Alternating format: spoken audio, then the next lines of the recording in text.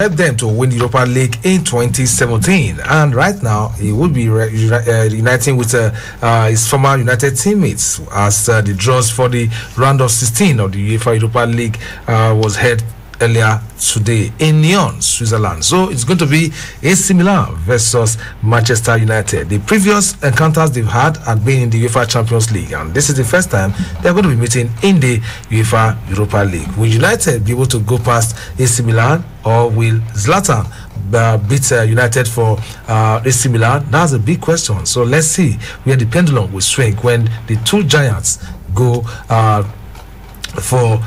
to battle to get the ticket for the quarterfinals. So let's see where it will go, and we'll be giving you all the fixtures of the round of 16 as the show progresses. We know that Rangers will take on Slavia Prague as well. Then we have 3 Nigerians playing in that encounter: Rangers, Leon Balogun and Joe Aribo, while we have got Peter Olayinka, who had an assist yesterday as they knocked out Leicester City.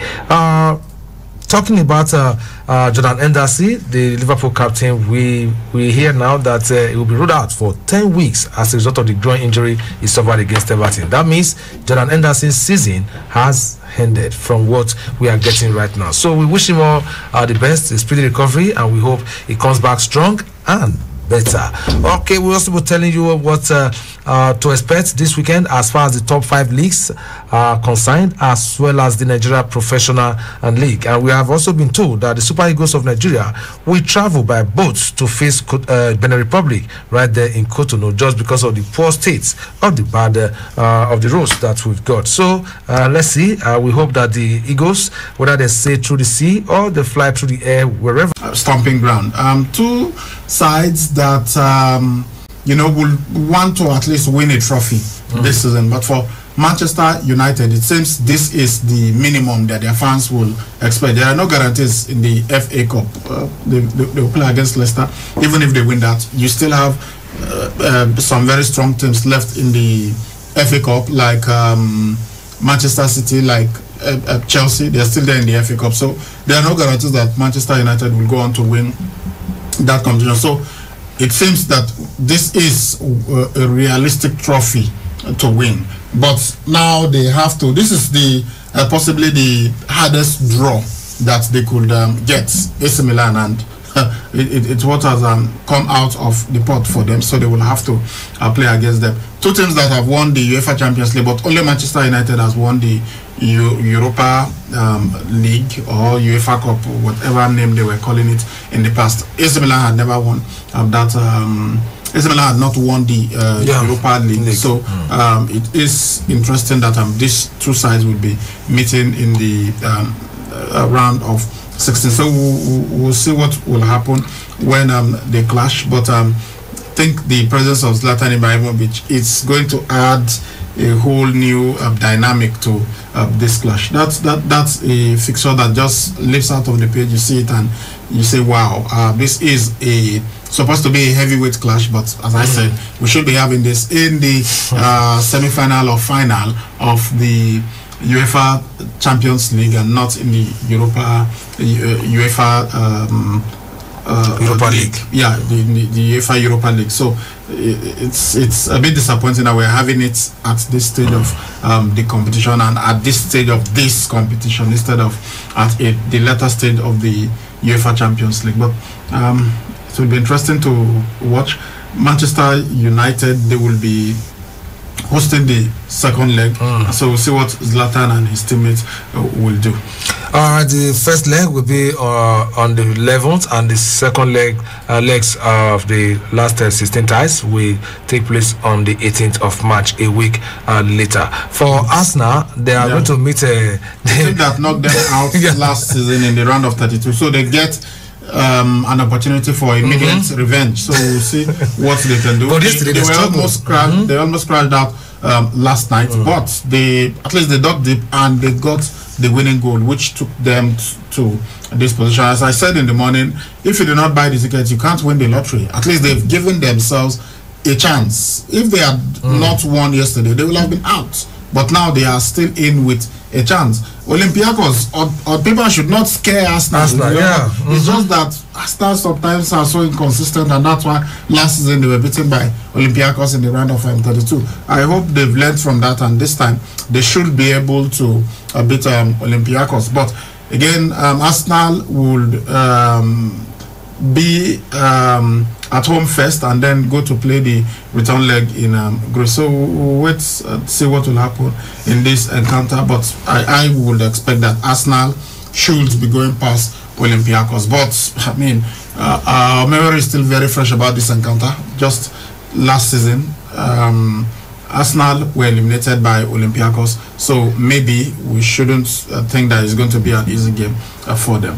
All right, let's look at the remaining fixtures. Yeah, Ajax, who also, in the past, Ajax is a team that has won the UEFA Champions League on more than one occasion. At one point, they was it on 3 times back-to-back with Johan Cruyff there, and then the last time they won it was in 1995 with Kanu Nwankwo, Vinicius Junior, Yari Litmanen, Edwin van der Sar, so many other great players at Ajax then. But since then, they have practically become a selling club. Some of their best players they develop them, and then the next season, the big teams in Europe swap on them like hawks and take away their best players, and that's why you see them struggling. Even when they played last season in the Champions League, they caused quite a stir with the beautiful brand of football that they play, but they didn't win the competition, and now they are playing in the UEFA Europa League. So they play against young boys. We'll see what will happen in that encounter, but I'll be backing Ajax to go through in this game. There will be away first and then play the return leg at home. Dynamo Kiev, a team that have done well over the years. You look at some of the very good players that they've had, like Rebrov and Andrei Shevchenko, but maybe they basically participate in this competition to cause some problems to some big sides. So Villarreal should really watch out. Yeah. This is a team that could cause them some serious trouble. They'll be taking on Villarreal. Of course, we've got a Nigerian there, Samuel Chukwueze, so it will be interesting to see what happens in this game. AS Roma will be playing against Shakhtar Donetsk. Shakhtar themselves, of course, quite a stir in Europe. They've had some very great players who have gone on to bigger clubs in Europe. So, Roma, Shakhtar Donetsk. On paper, you might want to favor Roma, but as I said, Shakhtar have done some great stuff in the past. Dinamo Zagreb versus Tottenham Hotspur. Spurs, they've been doing well in the Europa League. Jose Mourinho has won this competition twice. Won it once with Porto before he won the Champions League. Won it in 2003, then won the Champions League in 2004 when it was the old UEFA Cup, and then won it in 2017 with Manchester United. I know he doesn't, if it was someone, there was one time he criticized Rafael Benitez. Benitez won the Europa League with Chelsea in 2013, and the next season Jose Mourinho took charge that same year, but the next season. And when he was asked about Chelsea have won the Europa League, which is a continental competition, he said, well, Chelsea should not be playing in the Europa League in the first place. But now he went to Manchester United and played in it and won it, and now he's playing with Tottenham in that same competition. So I know he will want to win it. He wants to win everything that he plays, every competition that he plays in. Rangers, who have been very good this season, will be taking on Slavia Prague. So see what they can do. Steven Gerrard, he would really love to win this competition as the manager of Rangers. I think they will go on to win the Scottish Premiership. We'll wait and see what happens there. Then Granada taking on Molde. Molde, of course, the team managed by Ole Gunnar Solskjaer in the past, led them to the Norwegian Championship. I mean, wouldn't it have been ironic if Molde were playing against Manchester United? Wow. But they'll be taking on Granada. Who knocked out Napoli? Yeah, well, Napoli have not really been it this season. They started well, and we were thinking, will they be one of will they be the team that would wrest the title from Juventus? But now it is looking like it will be Inter Milan. Although still many twists and turns to look out for in the league, but clearly not Napoli. I mean, they will even do well to qualify for Europe if they can. So Molde taking on Granada to be interesting. Quite some very interesting fixtures being thrown up here. We'll see what all of these teams would do, but some big teams still there. It's just a shame that AC Milan and Manchester United are facing themselves, because these are teams that you want to see in the final. Tottenham Hotspur still there, Arsenal still there, you know. So Ajax, on their day they can be very good, but it's a largely depleted side over the years. As I said, it's like they just develop players and bigger clubs come. Just look at last season alone. Donny van de Beek left for United. Frankie de Jong left for Barcelona. This is the Leeds. Martin de Ligt went to not. No, it was Juventus. Yeah, Juventus. Hakim Ziyech went to Chelsea. Yeah, Frankie de Jong. Come on. So that's how it is with Ajax since the era of Kanu Nwankwo, their captain Danny Blind. In fact, the son Danny Blind plays for them now. Then Edgar Davids was there, Clarence Seedorf was there. So Edwin van der Sar was their goalkeeper. Michael Reisinger, right back. The Boer brothers, Frank and Ronald. Jari Litmanen, who was their top striker. So they had a rich array of players, you know. But after that triumph in 1995, Frank Rijkaard was even there. He was in that squad that won it in 1995. Then that same season he retired from football. They were even begging him. Ajax fans were saying, please don't go. You still got it. We want you to play. But he just felt, no, I am at the very top. Time for me to say goodbye. And that year, in 1996, they got to the final and lost only to Juventus. Juventus even beat them on penalties. It wasn't like they overran them, you know. So, and since then it has been the next season they got to the quarterfinals, and after that they just basically disappeared until last season when they resurfaced and caused quite a stir. But we saw that they didn't go very far in that competition. Was it Tottenham Hotspur that knocked them out? Yeah, Tottenham. You know, so it's been good for them, and you know, I even wonder why they allowed that. Maybe it's because of the Dutch league not being rated amongst the top 5 leagues in the world, and perhaps because they don't make that much money in the league. Because even when they were at the very top, the Patrick Kluivert, who scored the winning goal for them against AC Milan, all of them, they basically left at the center after the 1996 Champions League. Almost all of them just left Ajax, and at that point we heard about the excellent organization they had in the Ajax Academy. They said the money that they used to sell Edgar Davids alone was enough to run the Ajax Academy for the next 20 years. That was way back in that's 1997 or so, when 1996, 1997, when they sold Edgar Davids. So the money from Edgar Davids' sale alone was enough to run the Ajax Academy for the next 20 years. So they have this very fantastic academy. So I was thinking that they would have been able to develop another super team, but with what is happening in Europe right now, where money is the name of the game, any quality player they just see, the other clubs will come knocking, and maybe because you want to be financially stable, you are forced to sell your players. They don't get the kind of that's why the English Premier League will always have this little edge, even above the Spanish La Liga, because even if you are relegated in the English Premier League, the amount of money you get, every club, the club that finishes last at the end of the season makes around £100 million, you know, from the TV rights deal, and as you finish on the table, they aggregate a certain sums of money to you. So by the time you look at what you get, even when you are when you've been relegated, you look at that system that they call the parachute payment.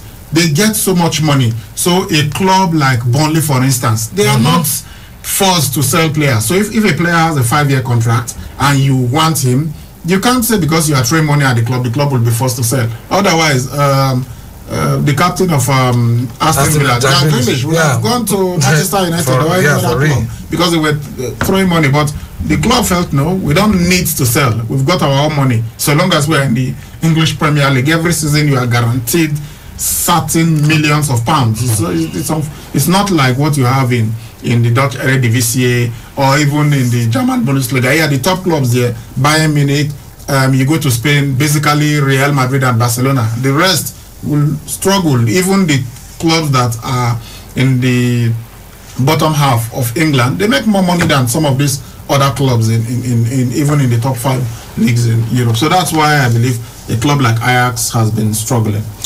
Okay, from then on, let's talk about Liverpool captain, who to me is out of the season because 10 weeks, then start rehabilitation, then start finding your way, finding full fitness to come back to the team. Then I think the league must have been over by then. Really painful, but we wish him a speedy recovery. We're talking about Jordan Anderson, who suffered a groin injury against Everton. The England midfielder is 30. I was first off in the first half in the Saturday's 2-0 Merseyside derby defeat to add to the club's defensive problems. He joins Virgil van Dijk, Joel Matip, Joe Gomez and Fabinho on the sidelines, and he has surgery and will miss 3 England World Cup qualifiers, but he's expected to return this season. This is really sad one for Jordan Anderson, though he had a splendid season last year.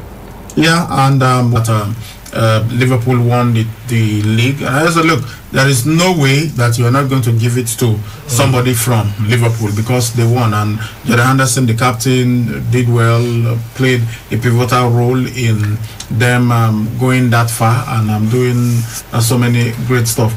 I feel sorry for Jordan Henderson because it's not even the first time that he's getting injured. But more particularly, I feel sorry for Liverpool as a club. Yes, we know that every club suffers injuries every year. Over the years, if you're an Arsenal fan, you will have been frustrated by the number of injuries that they get. Robin van Persie, that's why Arsenal fans were so angry when he wanted to leave them to join Manchester United. And they were telling him, look, almost every season, we know that you are good, but you keep getting injured. And we accommodated you, we accepted you. You now had one season that were injury free. That was the season he blew the defenses in the English Premier League. I think he scored about 31 goals that season for them.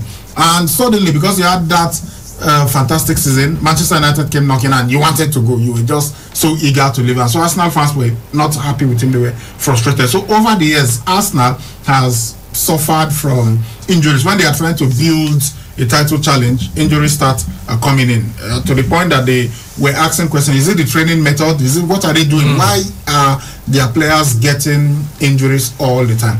This season, unfortunately, it's like it is Liverpool's turn, and it's just been horrible. Yeah, you will say, well, you are supposed to have a big squad, even if one player is not available, another should come up. But the injury crisis has been unrelenting for Liverpool. As soon as one major player, one very important player is recovering, another one takes his place on the injury list. It's just been horrible.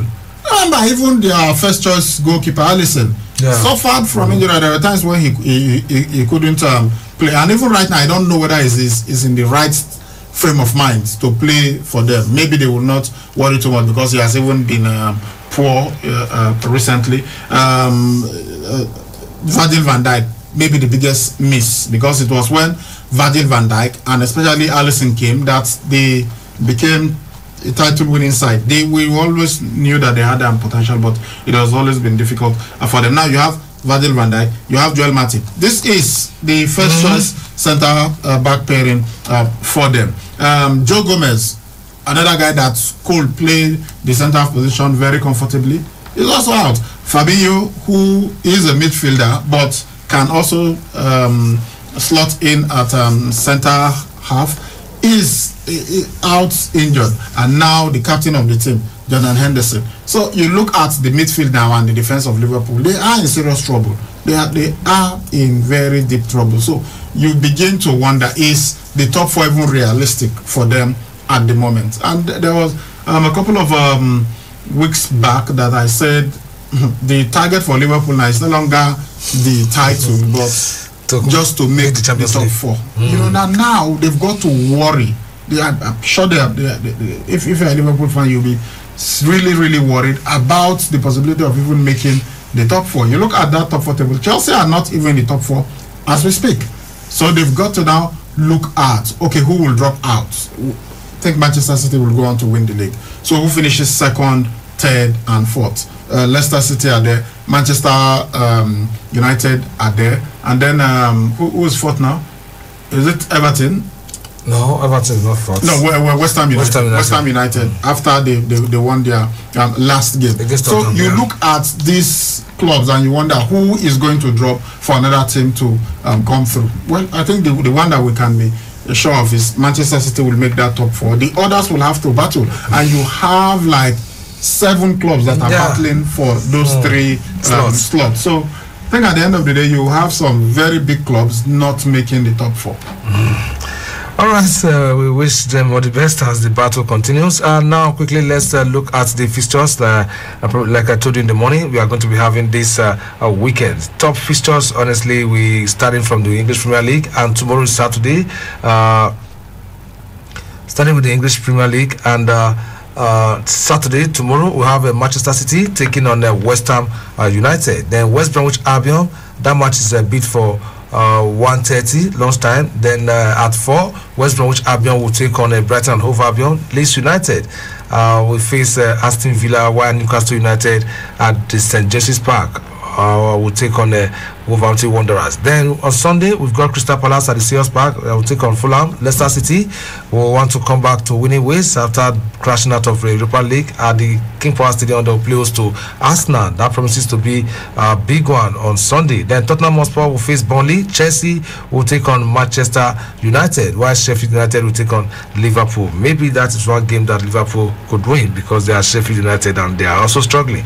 Okay, from there now we'll move over to La Liga. But before we go to La Liga, on Monday there's a game. Everton will take on Southampton. Then La Liga fixtures tonight, we have Levante taking on Athletic Bilbao. Saturday, Eibar will take on SD Huesca. Sevilla will face Barcelona. Another mouth-watering encounter. That could go either way. Alaves versus Osasuna. Then Itafi will take on Valencia. Then on Sunday, to be Celta Vigo versus Real Valladolid. Cadiz will take on Real Betis. Granada versus Elche, while Villarreal will entertain Atletico Madrid. Then on Monday, it will be Real Madrid versus Real Sociedad. That will be a battle of Real. Okay, now to the Italian Serie A. That starts tomorrow afternoon. Spezia at 2 p.m. will face Parma. Then Bologna will take on Lazio. Then Verona at 7:45 we play host to Juventus. I think that's the match Ronaldo and his teammates want to win to close the gap. Then on Sunday, Sampdoria at 11:30 we face Atalanta. Crotone, who are rock bottom at the moment, will entertain Cagliari. Inter Milan at home we welcome Genoa. Udinese versus Fiorentina. Napoli will take on Benevento, while AS Roma will take on AC Milan. As for Napoli, they've told us that Osimhen could return to training next week, so we are happy with his recovery. Then that takes us to German Bundesliga. Tonight we've got one game. Werder Bremen will be at home to Eintracht Frankfurt. Then on Saturday, Bayern Munich versus Cologne. Borussia Dortmund will take on Arminia Bielefeld. Stuttgart will welcome Schalke 04 to the Mercedes-Benz Arena, while Wolfsburg will take on Hertha Berlin. Elsewhere, RB Leipzig will face Borussia Mönchengladbach. Then on Sunday, to be FC Union Berlin versus Hoffenheim. Mainz 05 will take on Augsburg, while Bayer Leverkusen will entertain Freiburg. To the French Ligue 1, tonight Rennes will be at home to Nice. On Saturday, Bordeaux will face Metz at lunchtime, while Dijon will play host to reigning champions Paris Saint-Germain. Then on Sunday, Monaco will take on Brest. Angers versus Lens. Lorient would face